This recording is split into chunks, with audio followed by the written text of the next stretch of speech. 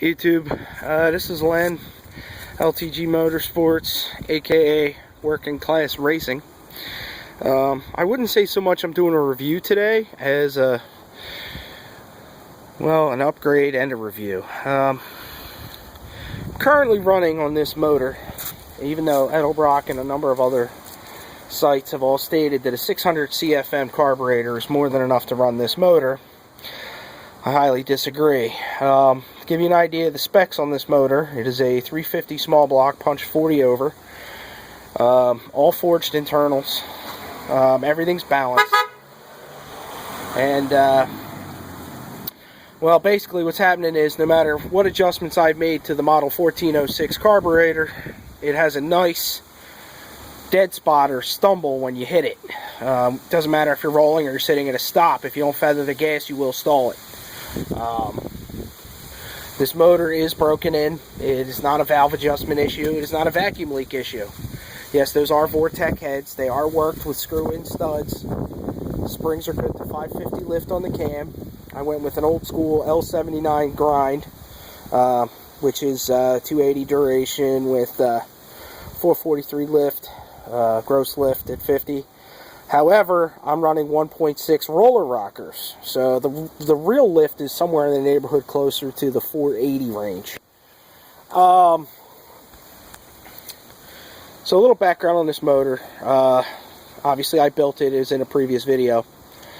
But the 1406 is not enough for this motor. I'm sorry. It's too lean. I've checked it with a wideband O2.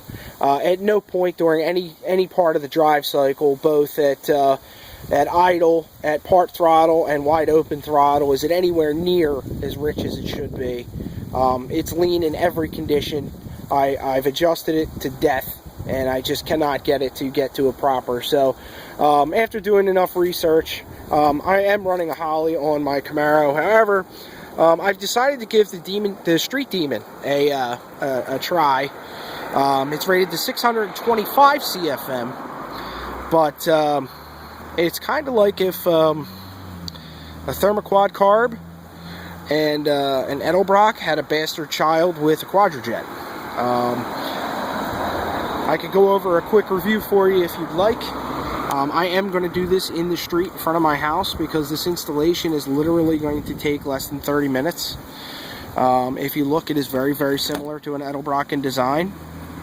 However, it uses the multifunctional base plate. What's interesting is, take a look at the primaries. It has the smaller primaries like the quadrijet, but instead of two gigantic secondaries, it has this giant thing they call a goggle valve, which just basically dumps fuel like a raked ape. I'm going to put this on, and I'm going to do a video taking it for a test drive. I mean, the car is drivable with the edelbrock, but I'm scared of the lean condition. So I'll let you know in a few minutes when I have this together. I'm not going to do time-lapse footage and waste time. I'm just going to put it on, hook it up, crank the motor for about 30 seconds or so to fill up the fuel bowls in that sucker, and then I'll start it up. We'll see how easy she runs.